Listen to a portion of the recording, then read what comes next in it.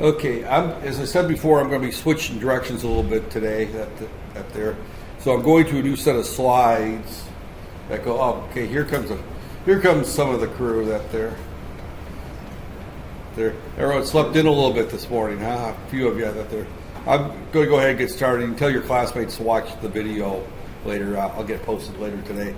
Okay, as I said, was just saying, I'm going to be switching directions a little bit. The material stays the same. I'm going in the same direction. I'm using basically the same books, but I'm going into some slides that go into more detail. And this particular set of slides is the 4th chapter. So a few things I need to cover in the slides that we have not covered yet. And I mentioned that the programs are going to get more difficult, more complex, and a little bit nastier looking. And today's program that I'm going to go through, you will see that there. So let me just kind of jump in here and just start going through this here. Let me get my pen. Here too. But there, the book that I'm using is still C++, How to Program. These slides come from the 8th edition. These are actually much newer slides than the ones I was using before. These are more developed slides out there. And I will make sure I get copies of these up on the Facebook for you there. So, okay, I'm going backwards because this kind of repeats the if-then, but it introduces the while as well. And in addition, it does a little bit more in terms of how to define functions and classes right there.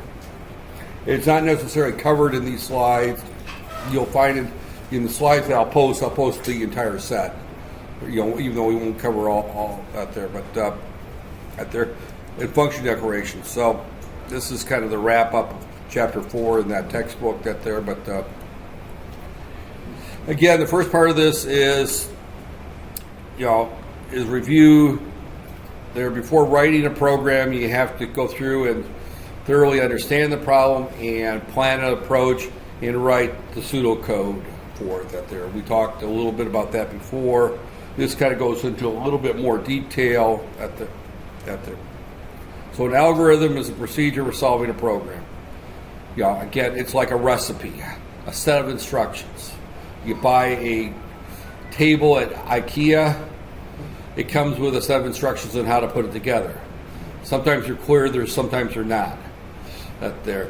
If you're rebuilding the engine of a car, you buy the manual on how to do it. It gives you the instructions on how to first you bolt the engine up onto the engine hoist.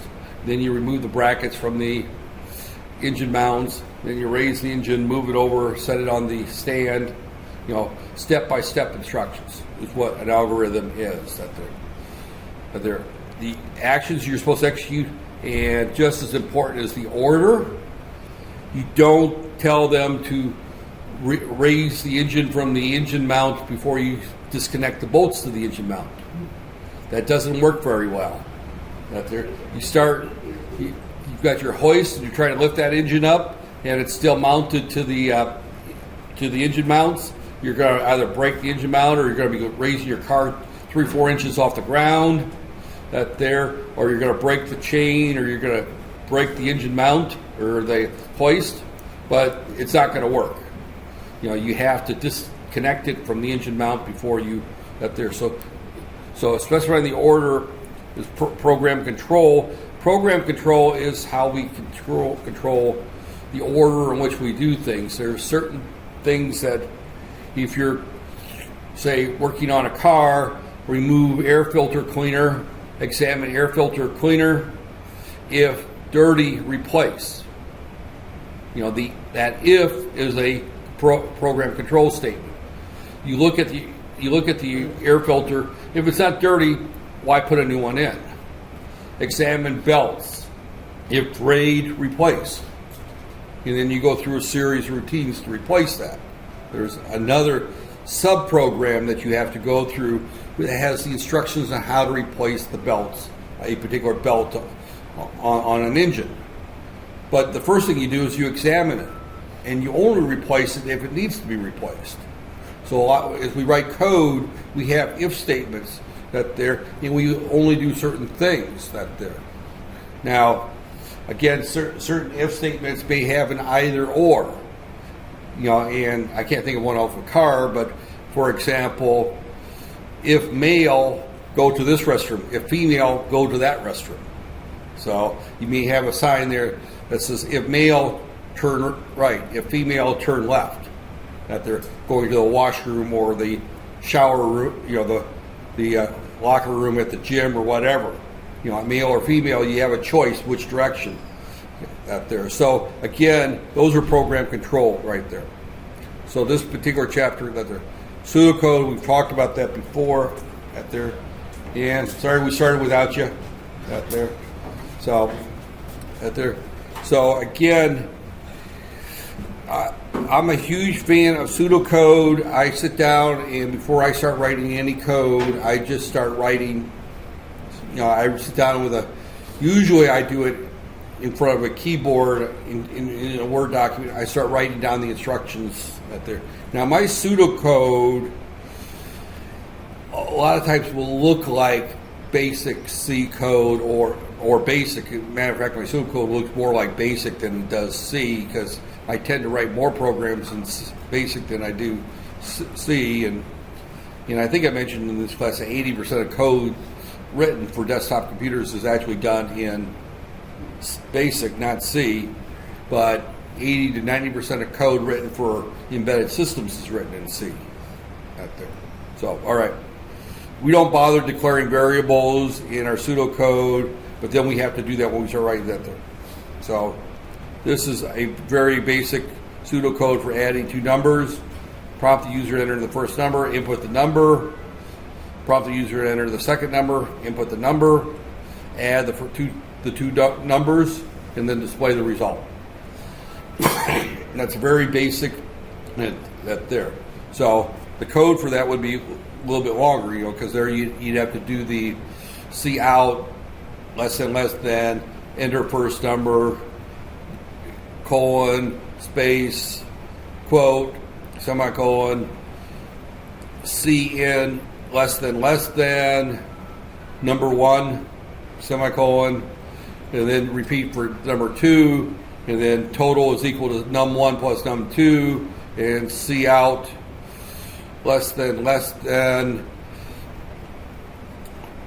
the quote, the total is, space, quote, I can't even remember the symbol you put in there, total, semicolon, inline, semicolon, that there. Where you go through it and you would write the code that there. So, I mentioned that there, this is our our flow chart right there, where we would enter the add grade to total. That there, this is actually the flow chart. They call it UML, Unified Modeling Language, which is a fancy term for what we called 20 years ago, 30 years ago, we called it flow charts right there. And if you took a first course in programming in a computer science department back then, you'd have to buy a little template where you would have to draw a flow chart and turn one in with every program out there. Nobody makes anybody do that anymore, and flow charts have kind of gone away. The only place you'll see flow charts a lot of times is in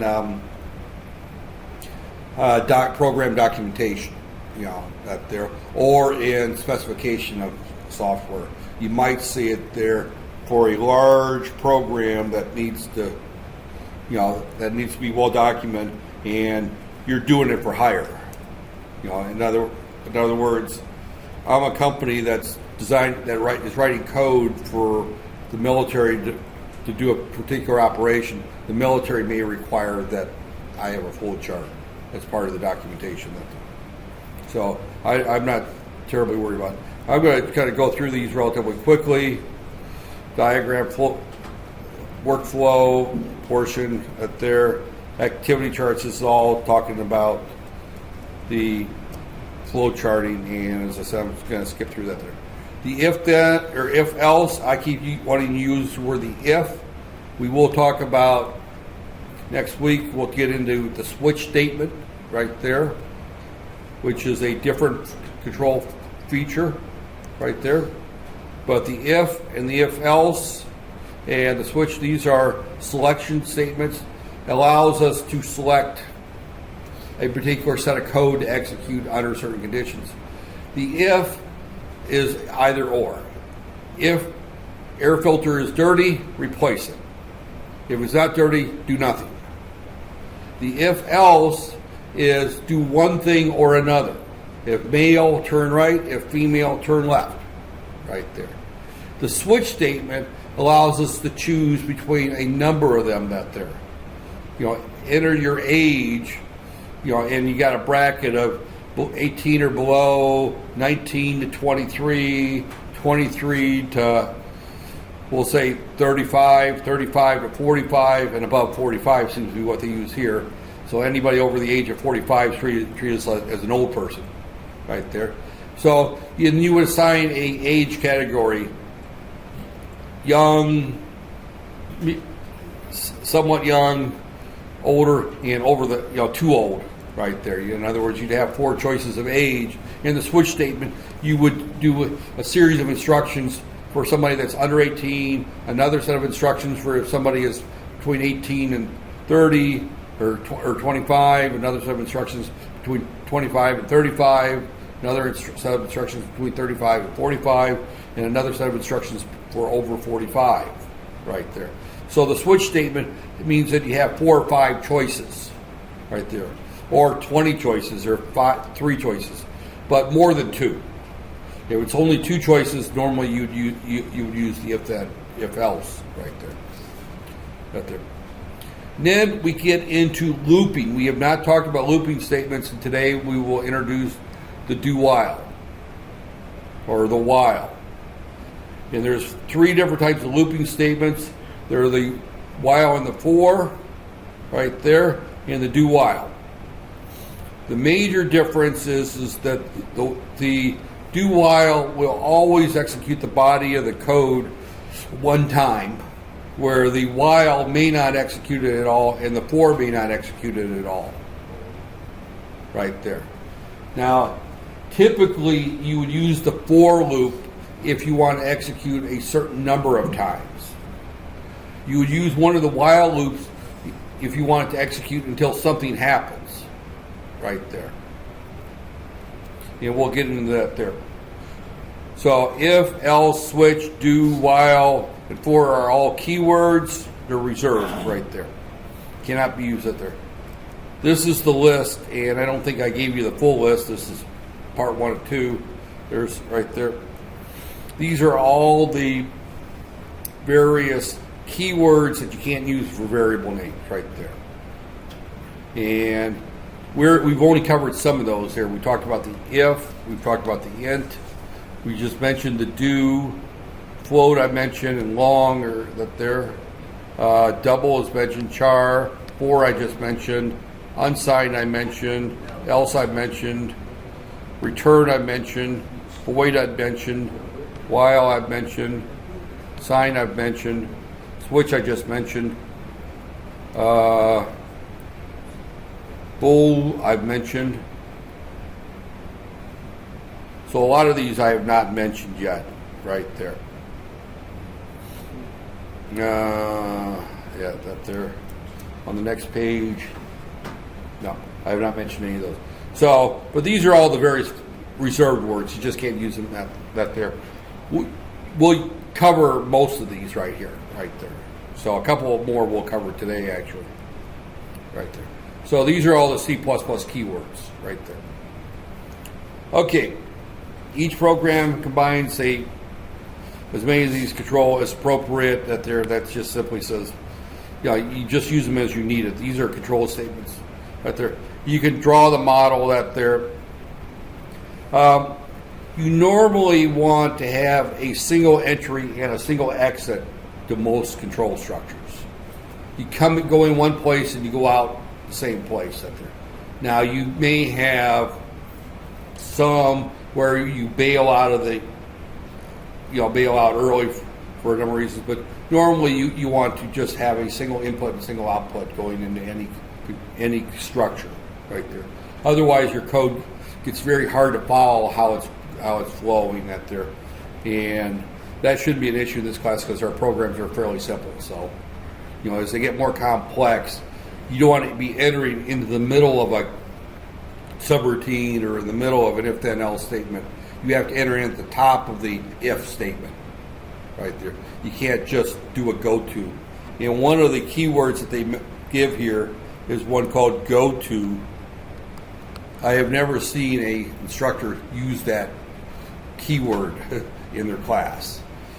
But C allows you to put a label somewhere in your code and just write a statement saying go to X place XYZ without any if then else or without any function calls or anything else like that. And that's considered extremely bad programming techniques, and nobody teaches it, but the language allows you to do it. Right there.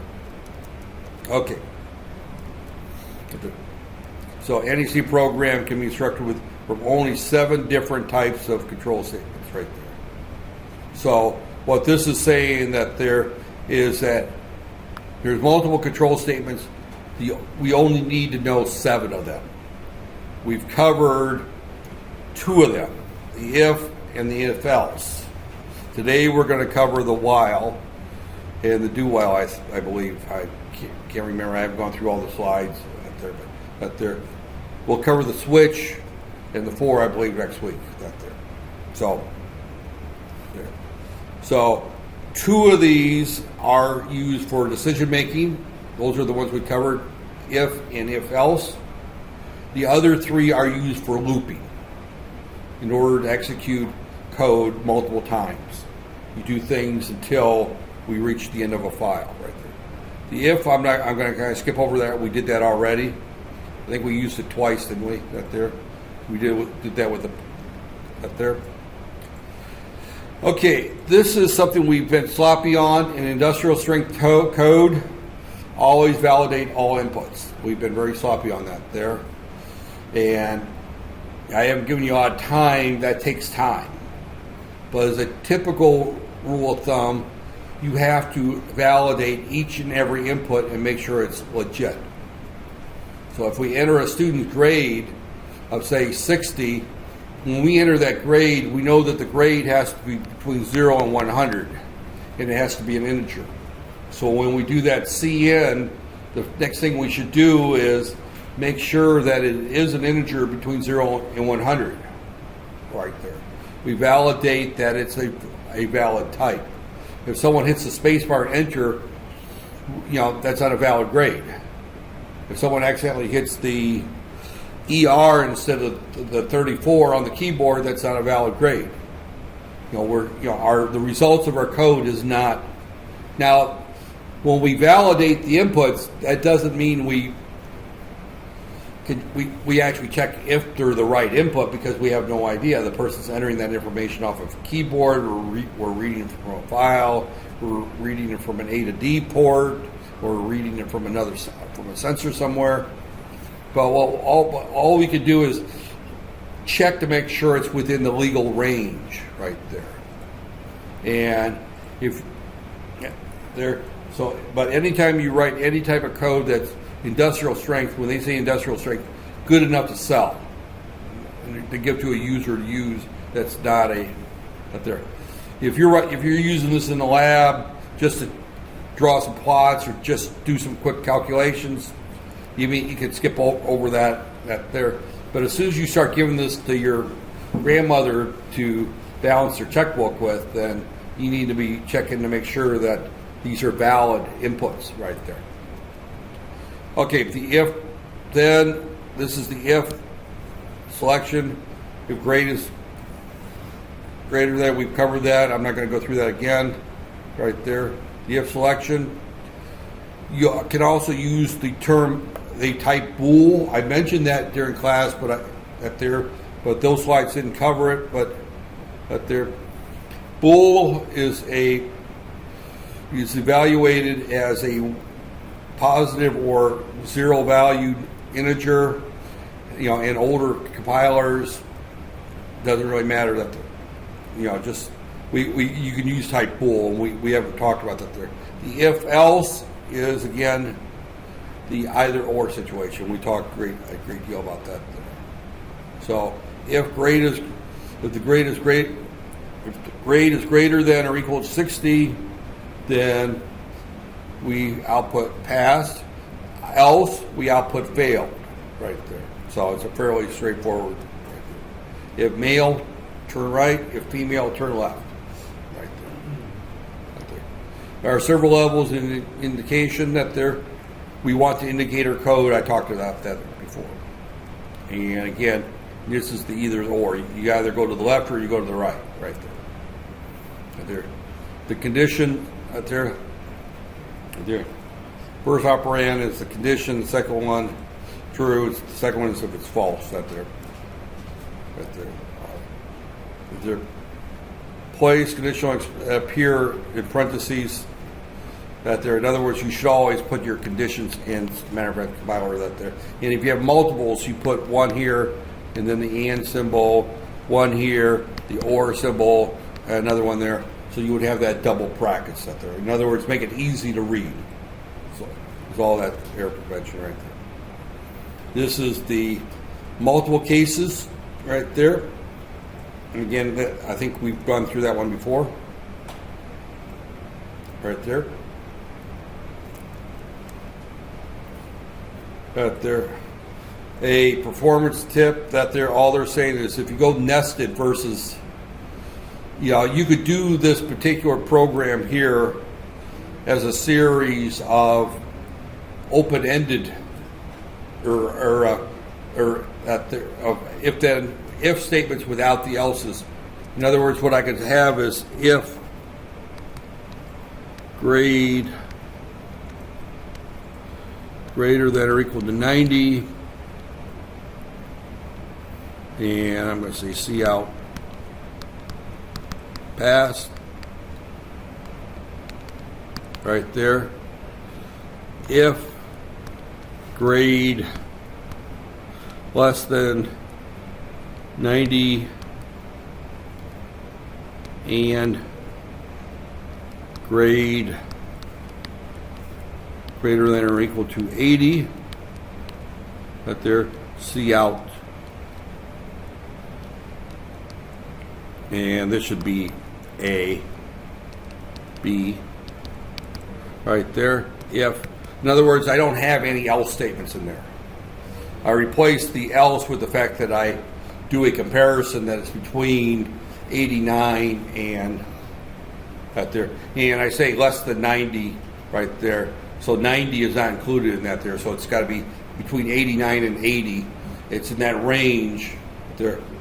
And what this particular performance tip is telling us that if I look at this one here, as soon as it sees that it's an A, it ignores all that. It doesn't do the checking.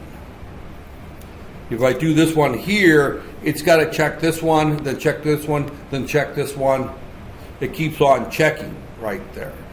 So this program is going to run a little bit slower when it executes than this one here.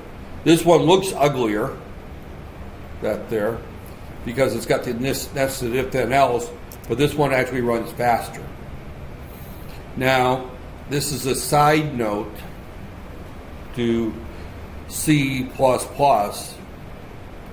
Other languages, especially hardware design languages such as Verilog and VHDL, which is not part of your curriculum here, but they're very important languages for electronics engineers that design customized Cs. Right there, these are hardware design languages, and I've worked a great deal with both languages, Verilog and VHDL, because that's part of the embedded engineering that there is, that we do customized Cs as well as microcontroller circuits in C. That there, but these are languages that look and feel and taste like C, but they don't. There's a difference between them.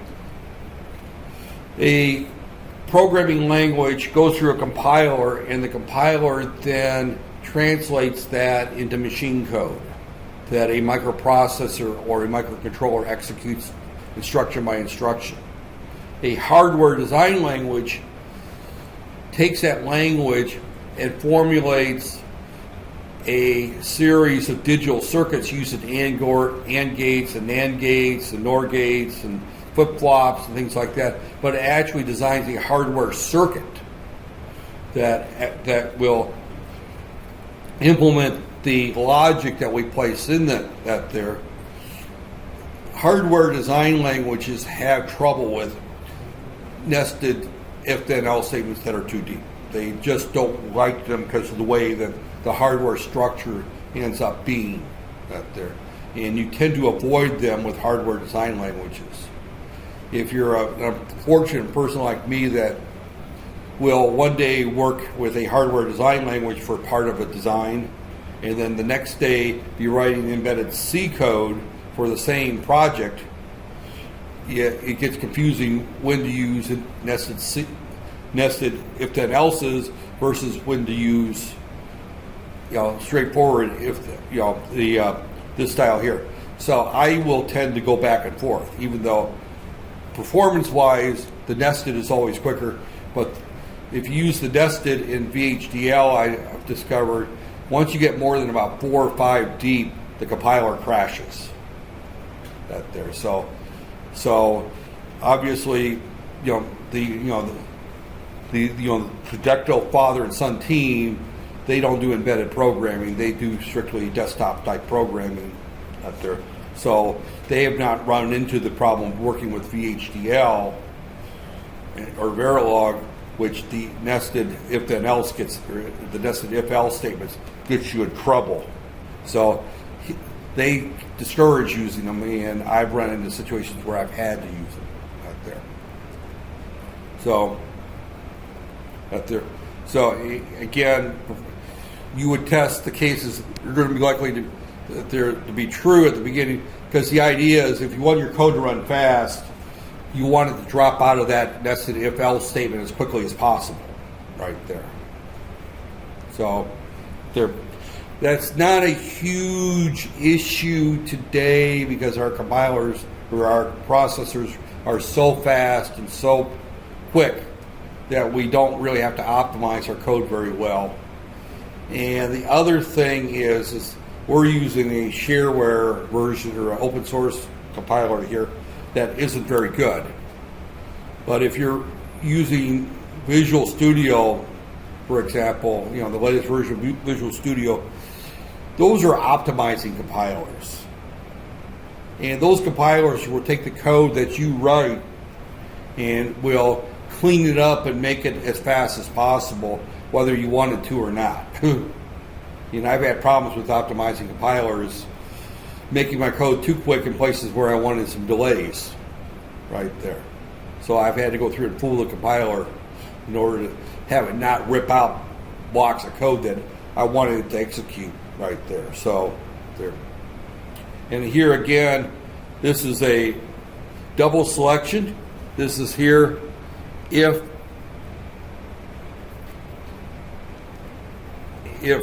x is greater than 5, and then I follow that immediately with if y is greater than 5, right there. So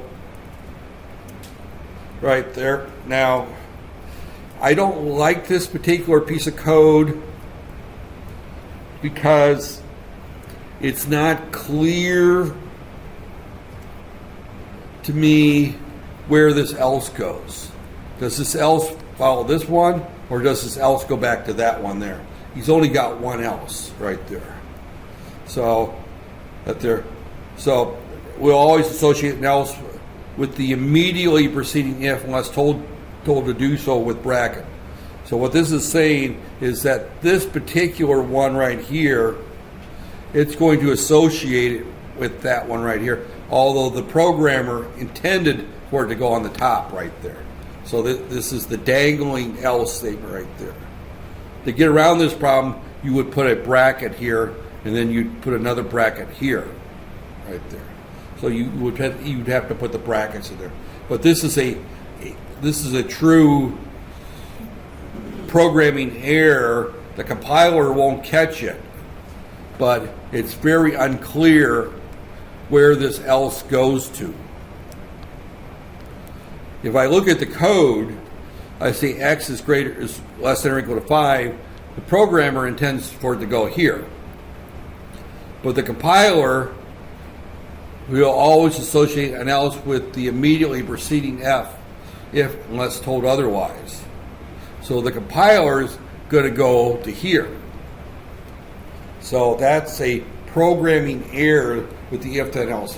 And again, as I said, I was going to go into a little bit more detail today there, and this is one of those errors that you're going to run into right there. So to get around this problem, here, there, is that we place these two brackets right here. And in placing these two brackets, that sets up this body of code right here and tells this that there's no else inside this body. This bracket's before the if, so this bracket's after the statement, so that forces this back to here. So use braces in order to specify clearly where things are supposed to go to that there. But the brackets is what sets that up that there. Go, because this is actually the way that this is going to interpret this right here. All right, the if else right there, expect only one body statement. Now, if you have more than one statement, you can put the brackets. You can put the brackets if there is only one statement up there. You can put brackets anywhere. And what brackets tell the compiler is that everything in between those brackets you treat as a single statement in terms of the control statement, in terms of if, then, else, or switch statements up there. So these braces are used as a way of specifying that this is a body of code that goes together. Right there. This bracket here specifies this as a body of code right there. So again, it can be placed anywhere a single statement can be placed at there. So again, just a block of code we can place anywhere. It's also possible to have no statement or an empty statement that there is at there. If you do something like this, if x less than y, and you put a semicolon here, and then you start putting code here, this semicolon tells it that there's no statements in there and ignores the if statement right there. And then if you put an else down here, this is kind of interesting. You put a bracket here and a bracket here, brace here and here. You're thinking that there, he sees this else, you'll probably get an error on that else, this else without if, because this semicolon closed out that if right there. As soon as I put that semicolon there, it closed out that if. And then these statements are floating, and then we got this else that doesn't go back to an if right there. So, all kinds of things, as you go through programming, I had you spend through the first 3-4 weeks that we were actually doing programming. They were very simple programs. Now you're seeing that there's lots of places you can get into trouble. Lots of places we can get into trouble right there. After condition and if, that's that there. Up there. Okay, looping statements, and this is our new material right there. We may or may not get to a program today. I hope we do. Up there. A repetition is a looping statement. While there are more items on my list, purchase the next item and cross it off my list. Right there. Y'all go to a grocery store. Well, you're men. You don't go to a grocery store with a shopping list, right? Right there. I was divorced for a number of years, and I lived by myself, so I would right there. But I always kept my shopping list in my head. But my wife's always got a shopping list right there. She's worried she's going to forget something on her list. She always forgets something anyway because she forgets to put it on the list. That there. So a shopping list is only as good as the list. If the list isn't complete, then it's of no value, right? That there. If you forget to write eggs on the list, and you go to the store and you buy everything on your list, and eggs is not on the list, you don't get eggs, and you come home and you're still short the eggs, right? That there. So okay, Right there. But you just do this until you've reached the end of the list right there. Now, if you go to the store and you pull out your shopping list and there's nothing on the list, then you just get back in your car and go home, right? You wasted a trip to the store. Right there. But sometimes that happens. Right there. Eventually, the condition will come false, and you will exit right there. So while product is less than or equal to 3, product is equal to 3 times 3. First time through this here, the product is going to be 3, then it's going to be 9, then it's going to be 27, then it's going to be 81. Is that right? Yeah, 81. And then it's going to be 253 or something like that. That doesn't look right. That there. But it's going to, 3 times 81 is 243 right there. Yeah, 243. And at this point, it bails out of that there. So first time through it's 3, then 9, then 27, then 81, and then it gets to 243. It doesn't execute the body of the loop anymore. So if I was to write that in code, right there, and hopefully my compiler works, right there.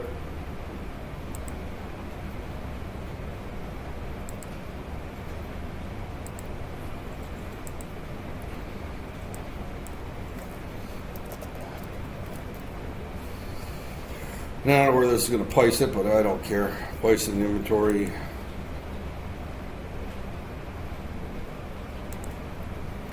File 1. Right there.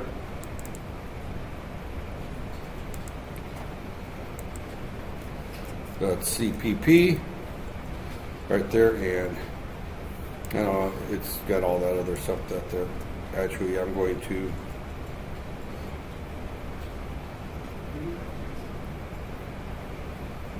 This creates a huge bunch of stuff that there. We're not going to actually file, close, new file, source file, add to that there. And we're going to start off, we need include, and we have standard, I can't remember the standard 3 files out there. I just drew a blank. That's not supposed to happen to me, right? I'll cheat and just jump down here to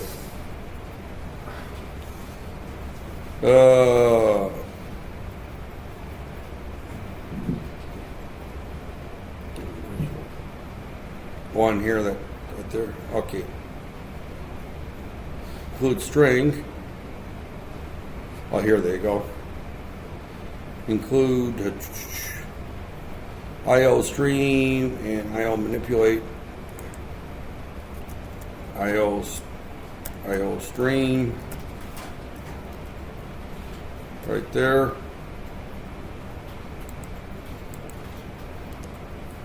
Include string. I don't know if we need that one there. Include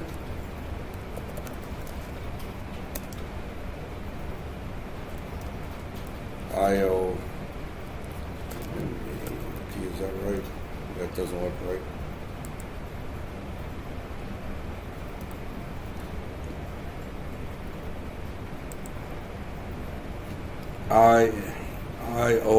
IOMANIP.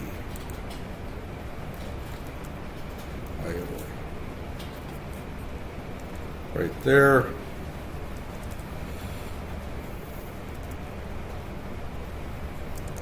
And void it main void right there.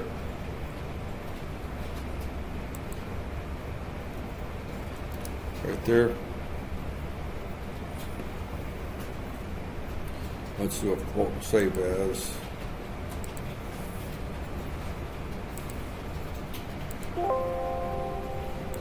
Right there.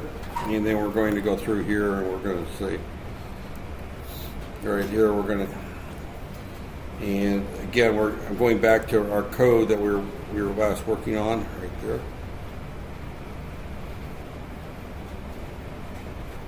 right here.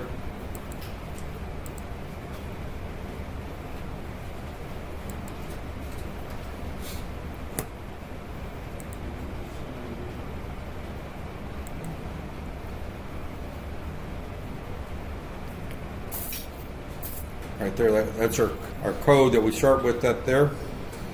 And I'm just going to go through here and int product equals 3.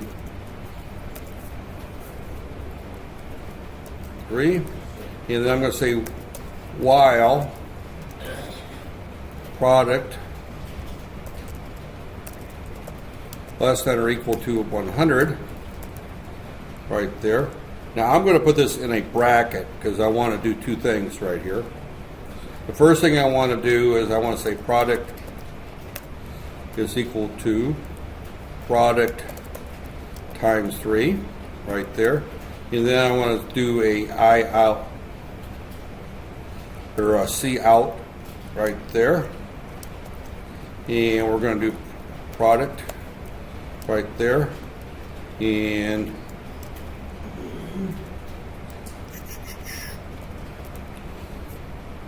new line right there,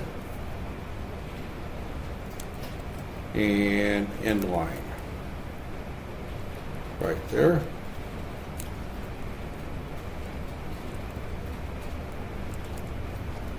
And assuming I didn't do anything foolish, and sometimes I do here, expected initializer before it. Oh, I forgot to put the opening bracket here.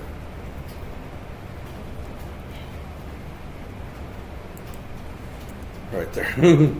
Again, anytime you have a body of code, you have to have the opening closing bracket. So I forgot to put the opening bracket for the function that there. And see out. Oh, I forgot out using, what is it, standard STD, that there. And I'm just drawing, as again, I apologize, I don't use C++ that often, that there, so I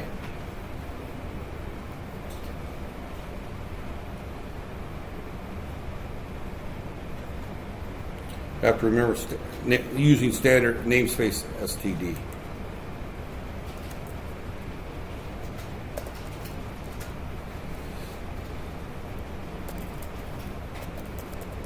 Does that look right?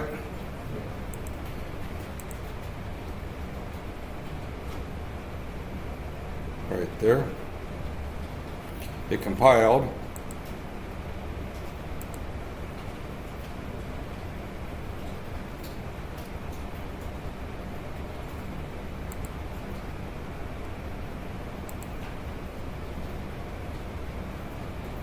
And why did nothing show up there? Right there.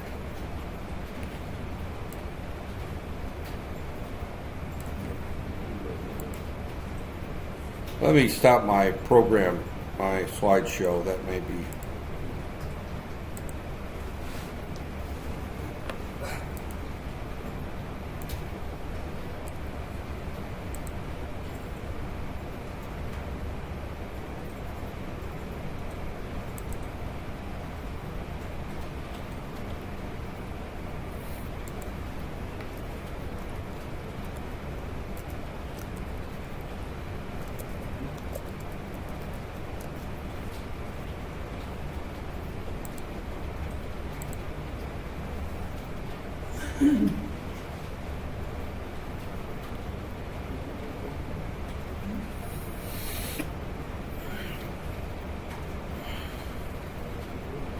Yeah, that doesn't like that there.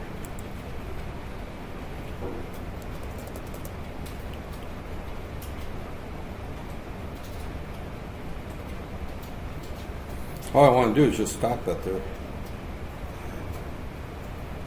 Oh,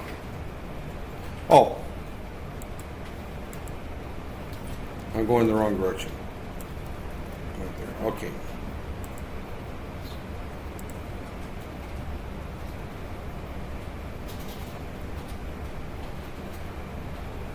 All right, it says it compile, but why is it not running?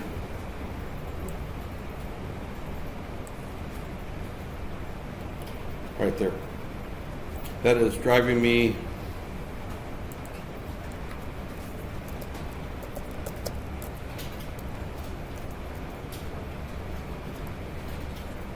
there's nothing in here.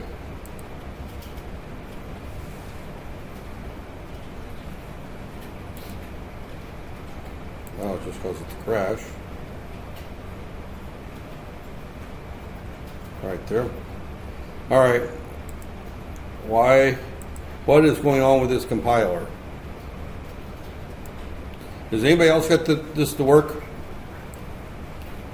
Right there.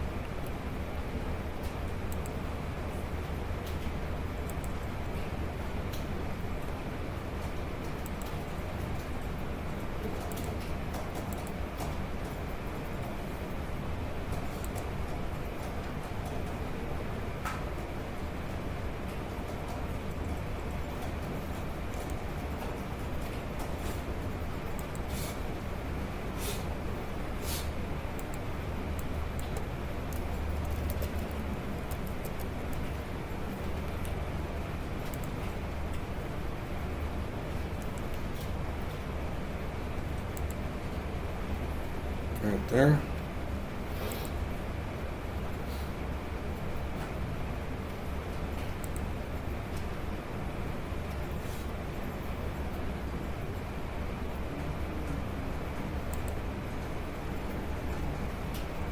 Run without debugging. Yeah, see, it works perfectly fine there. Right there. I can pull out this statement here. That's just used. So again,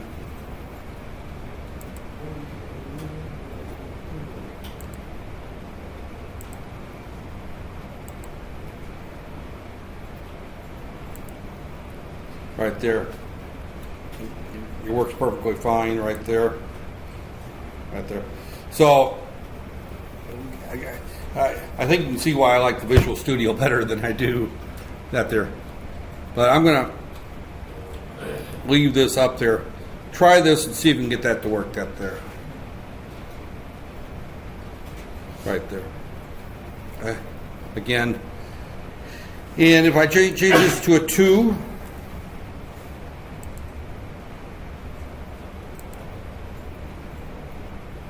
right there. Notice it goes 612. It just goes up to 96, and then the last one is 192 as it bails out of that there.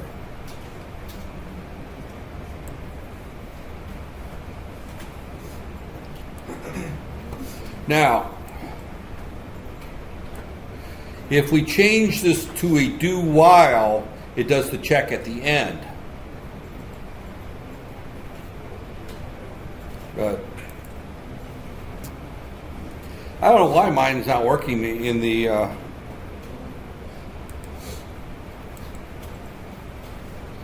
there's nothing wrong with this code. It looks perfectly good. I bring it into Visual Studio. It works perfectly, but my run is not working. Does yours? Does it work on yours?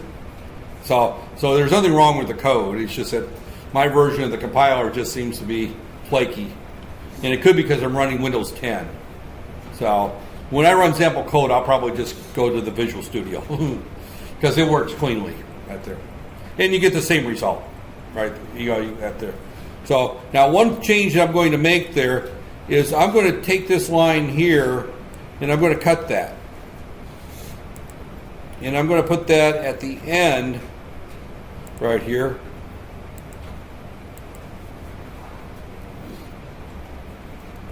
Right, oh, it's wrong. Right there. Well, actually,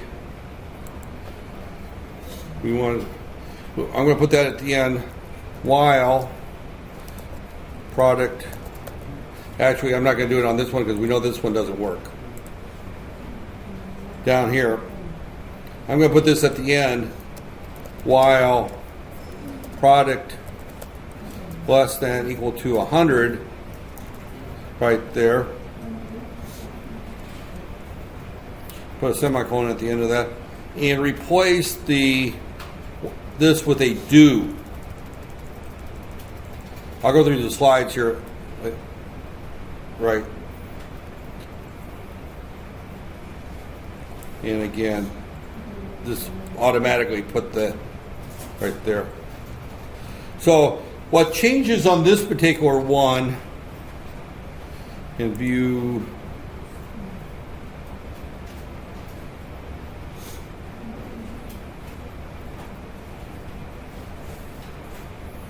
I want to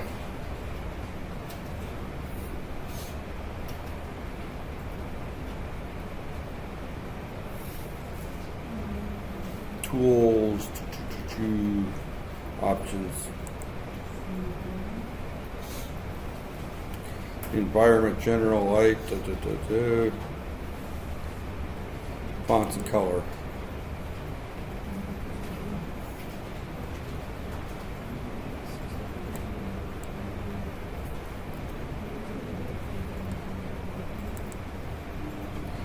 Just to make that a little larger, that there. Is that easier to read with font of 15? Well, what I've done is I've taken this do, or this while, and I put the while at the end. So it will go through and it will execute the code at least one time, but most importantly, it will check at there, and once at there at the end. So this, all this does is move the check to the end. So if I execute this right here, project, rebuild, and run without debugging, it does the same thing.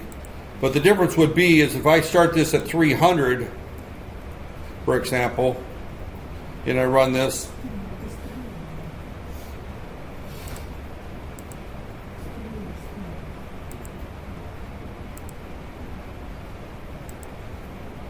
it runs at one time at 600. But if I go back to the way it was, and I put the while at the beginning,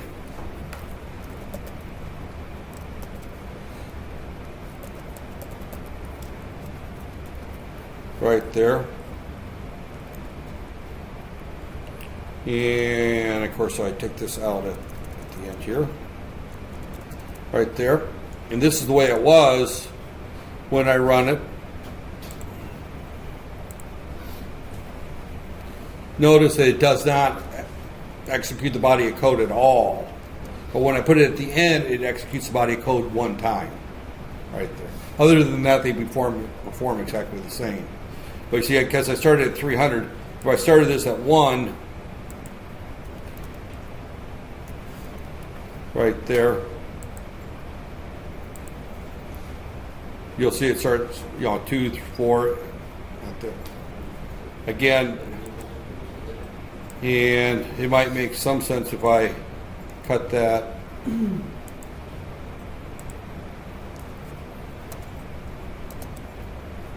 You put it there. And you can see 1, 2, 4, 8, right there it goes. Right, in that particular order like that right there. So, okay. And again, I'm doing the C out before I do the multiplication. Right there. So, all right, let me go back to my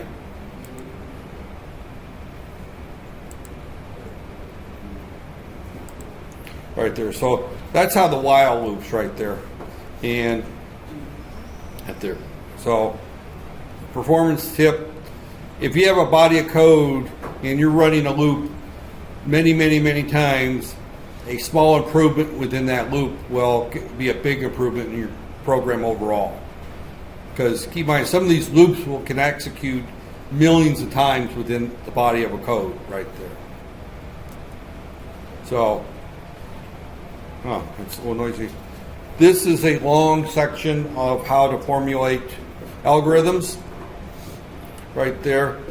Here is the problem definition. A class of 10 took a quiz.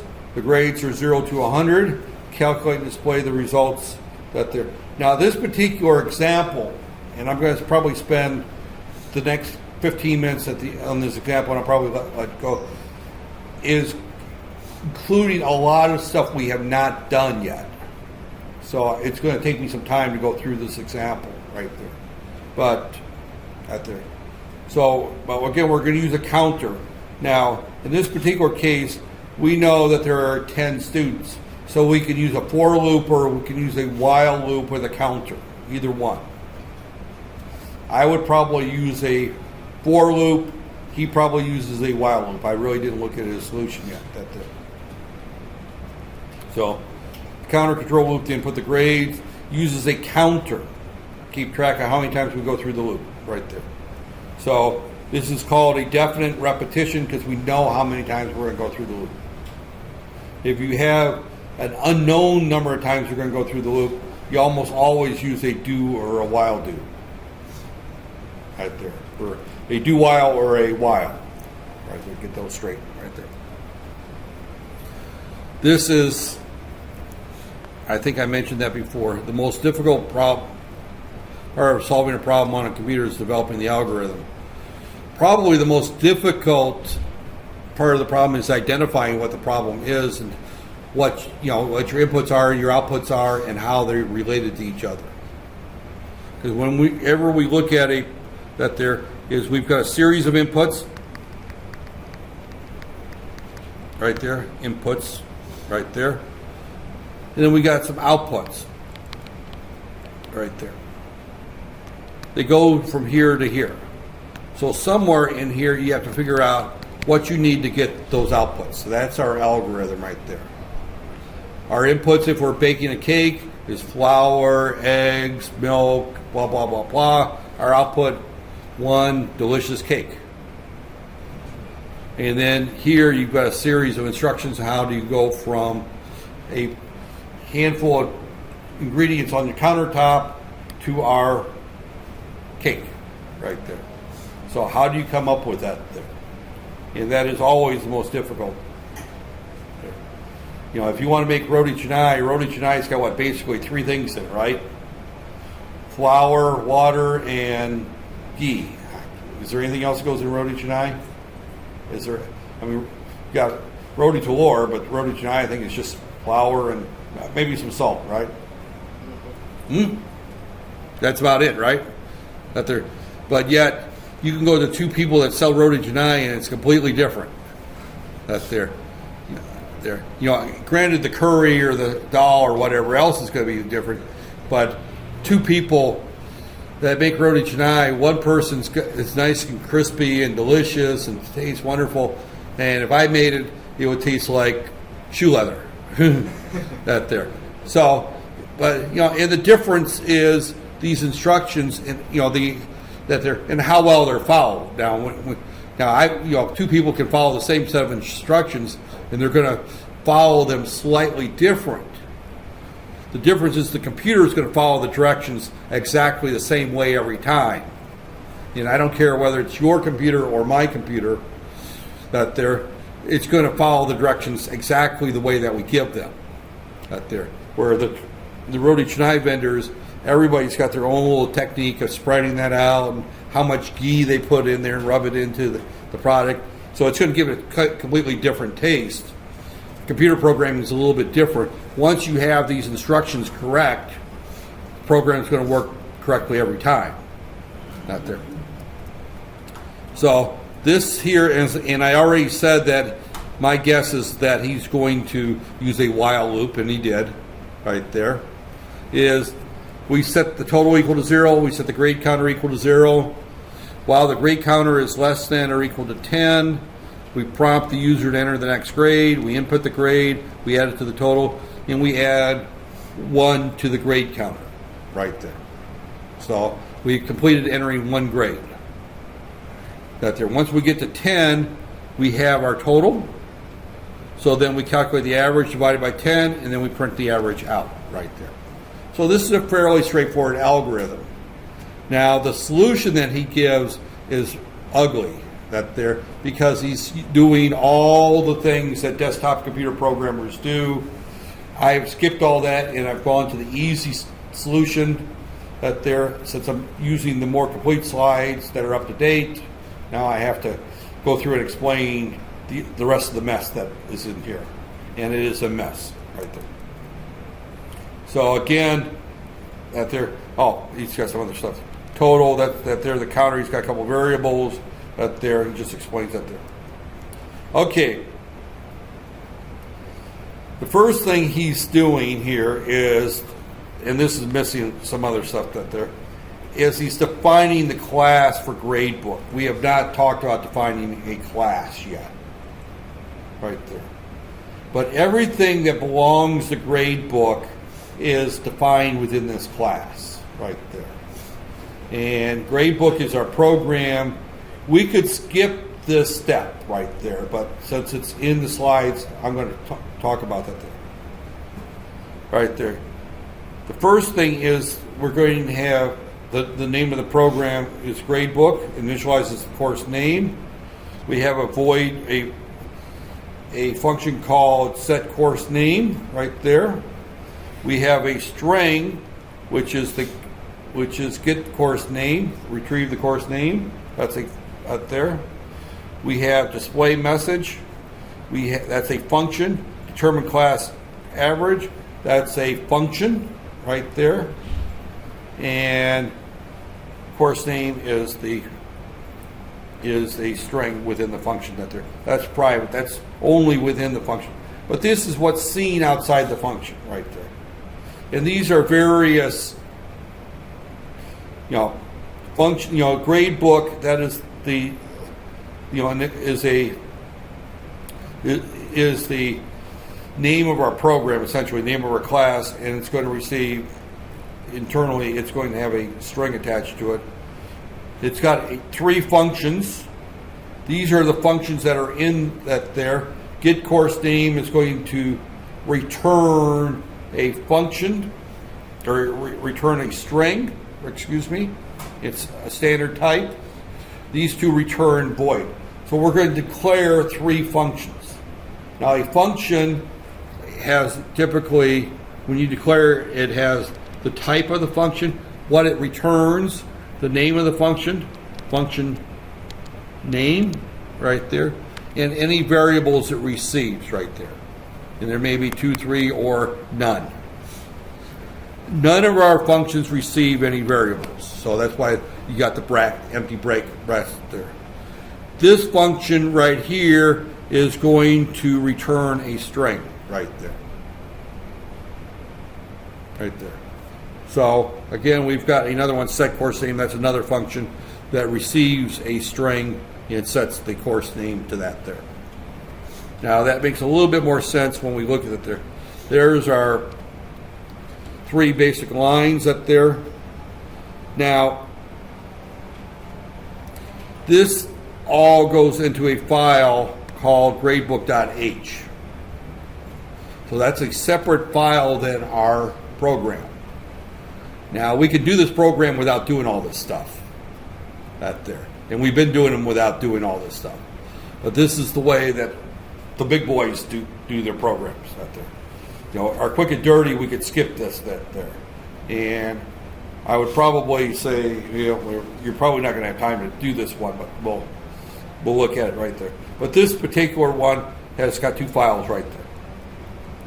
So gradebook right there is, we're going to have this term gradebook, and we validate sort of the course name. We call this function. Initialize this course name with the string supplied right there. So this just simply sets course name right there with the string right there. Again, this is part of, we don't necessarily have to do that. This is what the actual code starts looking like right there. This is a function right here called gradebook, and we simply pass it a string called name. If name.size, and we talked about name.size earlier this week, I believe, is less than 25, then we just simply say course name is equal to name right there. So we're assigning the course name. Otherwise, we reduce the course name using this little function here called, this is a property of a string. Name is a string, and one of the subproperties is something called substring, which is characters 0 through 25 right there. Starts at character 0 and takes 25 characters right there. So the function substring right there is the starting, and I'm sorry about that, the starting right there, comma, the number of char right there. So that's right there. So course name is going to be equal to name dot substring 0, 25 right there. And they'll also put a little error exceeds 25 limiting course name right there to an error, to see error, which is a error message that may or may not use right there. So again, what we're going to do there is then we call function to retrieve the course name right there, string, and we return course name that there. This actually get course name right there, and where's get course name right there? Void set course name. This actually changes the course name. This is right there. And end function to get course name right there. String constant. Oh, this is a constant right there. We'll see where that's called right here. Okay, right there. So again, this is a messy one. We'll come back and do this right there. Grade book. This is display the welcome message. This determines the calculated average. Display, well, get that there. This calculates the average right here. And our main program that there, see out at there? And where's our main?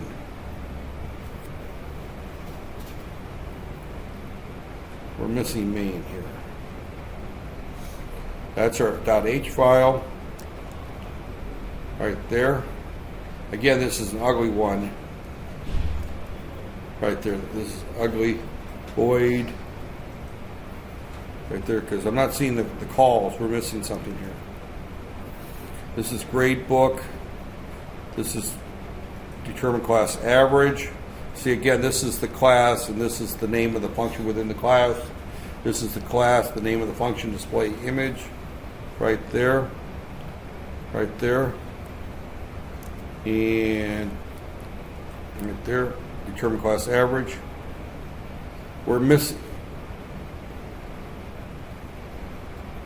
are missing something, either that or I've not gone far enough, because all we've done is declare the functions. We haven't wrote the program yet. So you can see where this is getting messier right there. And we'll have to come back to that there. Right there. Oh, okay. Here's our main program. Right there. So what this basically is you right there, I didn't go far enough, because all we've done thus far is we've set up the shell for our program, and we created all the parts of our program. We haven't wrote the program. So this is a different approach, is that we are going to set up all the pieces first. So this is the .h file where we declare a class gradebook right here, gradebook, and gradebook is going to have in it various components right there. And again, I'm going to have to go through this at least twice. One simply right there, but as we look at this right here, what we're going to do is we've got these are all the various functions within gradebook. It's got one variable called course name. That's an internal right there. That's a string.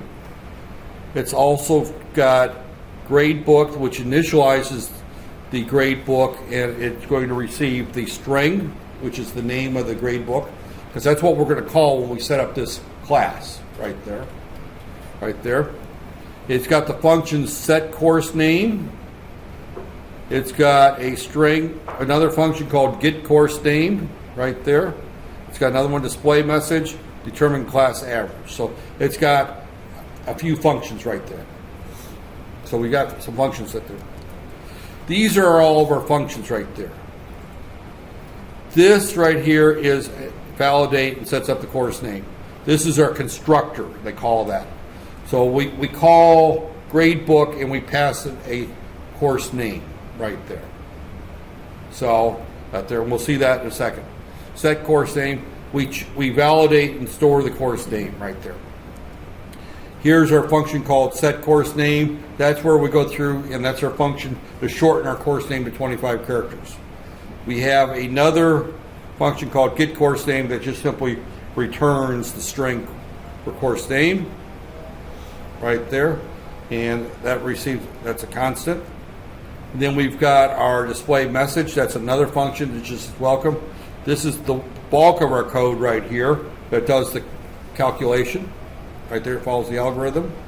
Right there. And then here, that they're averaging the course that there is performed in the function determine class average using local variables. Right there. We do not preserve any information about the individual grades. So once that function's done, all those grades are gone. The only thing that's stored is the average that's returned right there. So, right there. So again, we formulate that there, uninitialized that there. They simply say that we need to initialize any variables before we use them, otherwise they're garbage. Right there. Declare each variable on its own line and comment for each that there. This kind of goes back to, I said that we could do int x, y, z right there in one line. He's saying do int x and then put a comment here and say what's x for. Int y, comment right there is what he says right there. So he says don't do what I said you could do. That there. I mentioned that there. If you use variable names that make sense, you don't necessarily need to comment them that there. But if that there, he's right. You should comment though and say what each variable is for. Always initialize variables when they're declared, in case you do accidentally use them. So just initialize x equals 0, y equals 0. That there. I don't always do that, but that's just that there. Okay, this is our main program right here, and it goes in the same file right there at the end or the beginning right there. But this actually creates the grade book right there, sets it up, and will modify the name CS 101 C++ programming. It'll truncate that down to 25 characters if need be. Right there. And then notice that I've got the dot. That dot is telling me that I need to go within the class my gradebook. Right here. My gradebook is like my car. You know, and I talked a little bit about classes, you know, with cars. Within my gradebook, there's those 4 or 5 functions that I created, those variables right there. So we've got this dot right there, and that means I can have multiple classes running at the same time. Right there. So, right there. But again, this is the key thing. This is a much messier version of this particular program. And since I'm switching back to the main slides of the book, I have to follow his notation. I probably would not do this as a class. I would just probably write it as a program like we've been doing. And you could very easily do this without all that overhead. Unfortunately, all this overhead seems to be the way things are going with C++ programming. So, again, this is what it looks like. If I gave you this assignment to do without requiring any of that there, I think it's fairly straightforward. Matter of fact, I'll write it right now right there to show you what it would look like right there.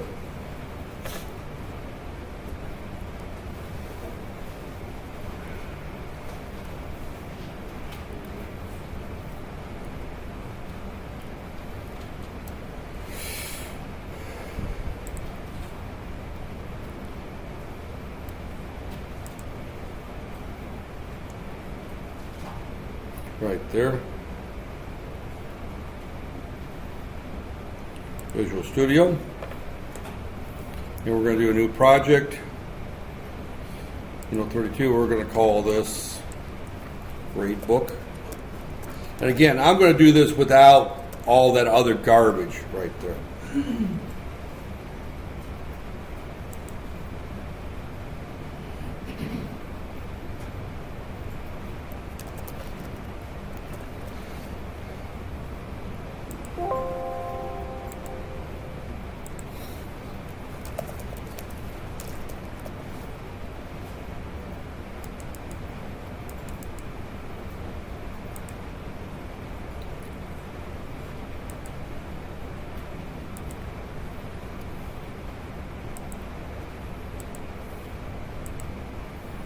Right there.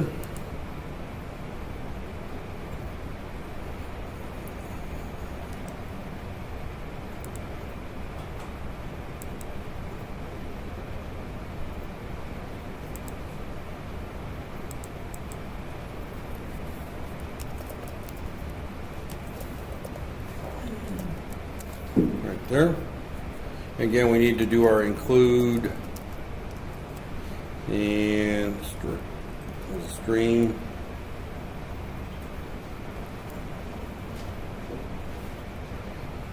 IO stream.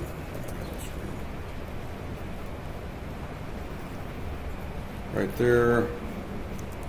Include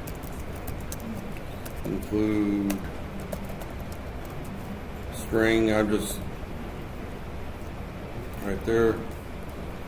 Include, and it just gets to be include IO manip IP. Is that right?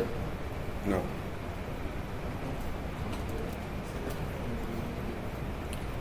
I just drew a blank there on that there. I thought it was IO.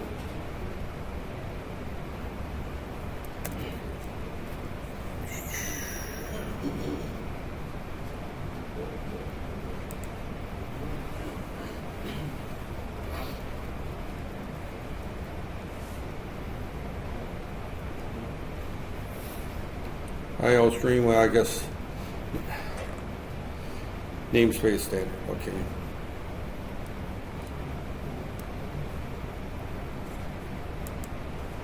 I don't think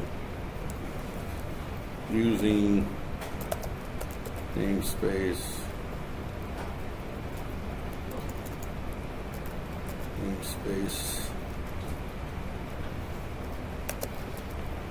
standard, is that right?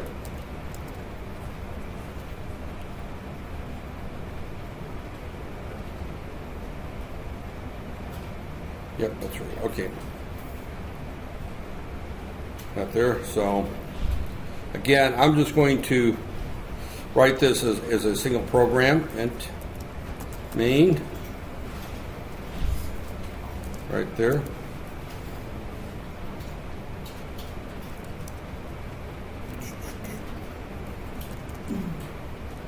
Right there. Int I total average. Right there. Again, I'm doing this fairly straight. Right there. I is equal to 0, while I less than equal to 10.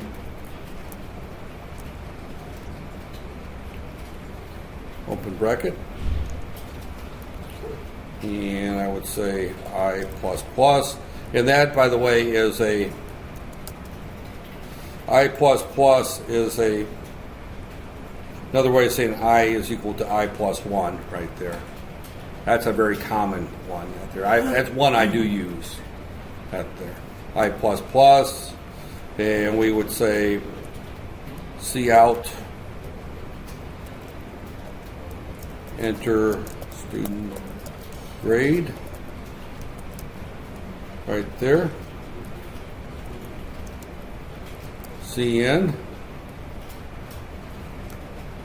out there, student and grade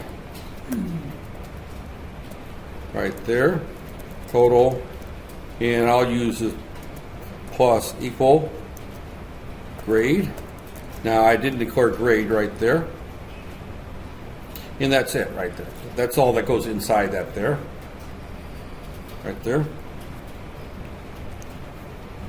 And then we would say at this point, average is equal to total divided by 10, right there.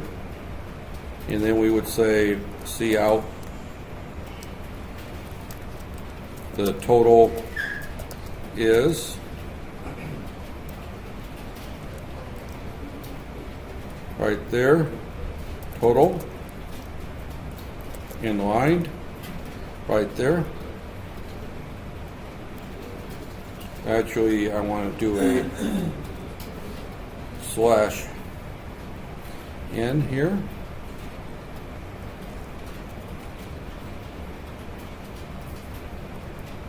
And line. Right there. See out the average is AVG slash N,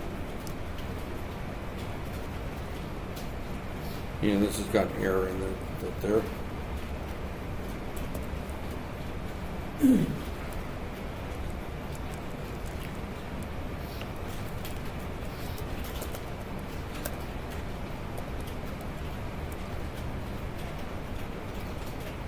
Right there, and return 0. Okay, and I got one other mistake here, is I forgot to put grade as a variable right there. So that is the short way of doing it. Hopefully I expected A. Oh, it's missing a semicolon. As I mentioned before, and again, it looks like it's running. It compiled right. Start without debugging. And don't ask me what these little dots are. Oh, that's something else. I'm going to say 75.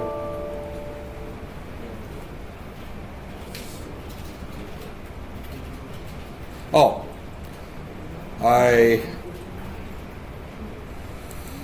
this particular version says that I'm using total without initializing it right there. So it wants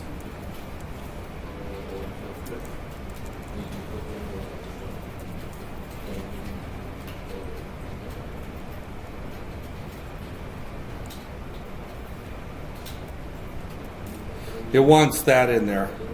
And the reason it gave me a warning, by the way, that there is that I'm using total plus equal. So if there's something in total, it's going to get added to my data, and my program won't run correctly right there. Average would have been fine, grade would have been fine, but total, because I'm using it without initializing it at all, it's going to give me the right there. And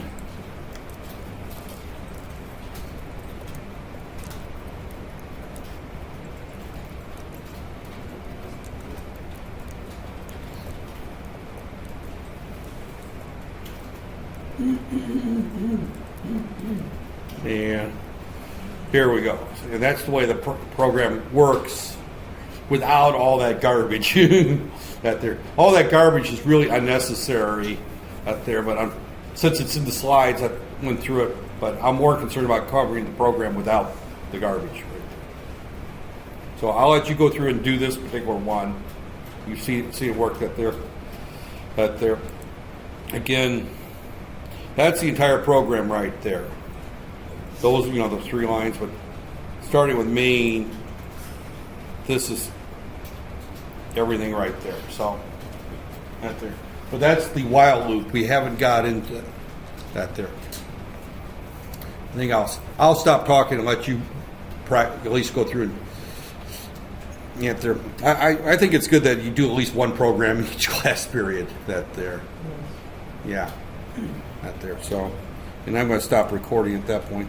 Well, I still talked an hour and a half. Wow.